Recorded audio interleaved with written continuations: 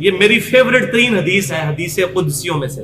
صحیح مسلم میں کتاب البر والصلہ چیپٹر کے اندر حدیث قدسی، الفاظ اللہ تعالیٰ کے، فرمان اللہ تعالیٰ کا نبی صلی اللہ علیہ وسلم کے مبارک منہ سے.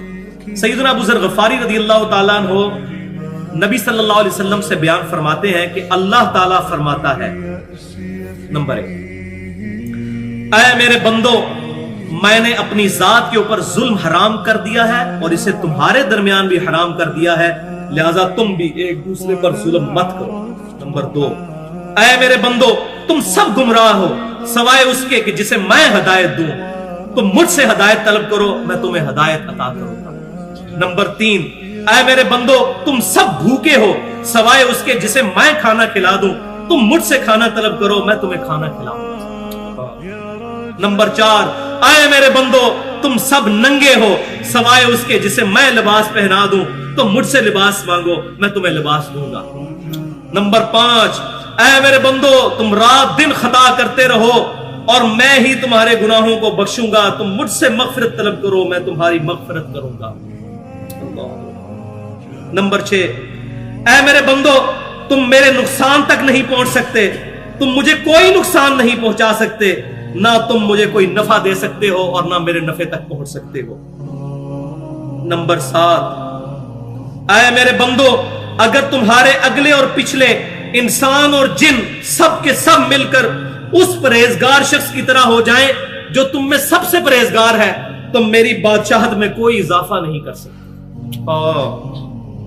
اے میرے بندو، نمبر 8، اے میرے بندو، اگر تم اگلے پچھلے انسان اور جن سب کے سب اس گناہگار شخص کی طرح ہو جائیں جو تم میں سب سے زیادہ گناہگار ہے، میری بادشاہت میں کمی نہیں کر سکتے.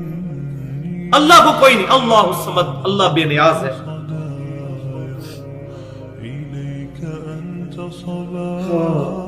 نمبر 9، اے میرے بندو، اگر تمہارے اگلے اور پچھلے انسان جنات سب کے سب مل کر ایک میدان میں اکٹھے ہو جائیں اور مجھ سے سوال کریں تو ان میں سے ہر ایک کو اس کی خواہش کے مطابق عطا کروں گا. میرے خزانے میں اتنی کمی بھی نہیں آئے گی جتنی ایک سوئی کو سمندر میں داخل کرنے سے. اور نمبر 10، اے میرے بندو، یہ تمہارے ہی اعمال ہیں جنہیں میں نے تمہارے لیے محفوظ کر لیا ہے. کتنا قدردان ہے اللہ، ہمارے اعمال محفوظ کرتا ہے، قیامت والے دن جزا دے گا. اے میرے بندو، یہ تمہارے ہی اعمال ہیں. دیکھیں کتنا قدر شناس ہے. اور بندے کو کیا کہنا چاہیے؟ اللہ تیرا فضل ہے. اور اللہ تعالیٰ بندے کی تعریف کر رہا ہے. اے میرے بندو، یہ تمہارے ہی اعمال ہیں جنہیں میں نے تمہارے لیے محفوظ کیا اور پھر میں تمہیں ان کا بدلہ عطا کروں گا. لہذا جو شخص بہتری پائے وہ اللہ کی حمد کرے.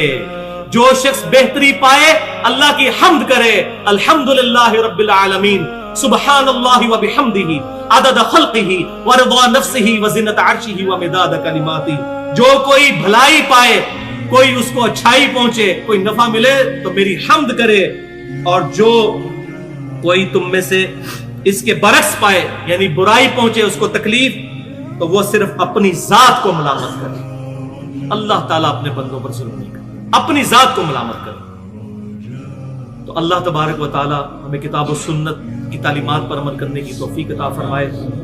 اللہ تبارک و تعالی اپنے نیک اور محبوب بندوں کا قیامت والے دن ہمیں ساتھ نصیب فرمائے. اللہ تبارک و تعالی ہمیں مدینہ شریف میں شہادت کی موت، جنت البقیع میں مدفن اور جنت الفردوس میں اپنے محبوب صلی اللہ علیہ وسلم کا پڑوس نصیب فرمائے. جو حق بات میں نے کہی ہمارے دلوں میں راسخ فرمائے. اگر میرے منہ سے کوئی غلط بات نکل گئی تو ہمارے دلوں سے معاف کر دے.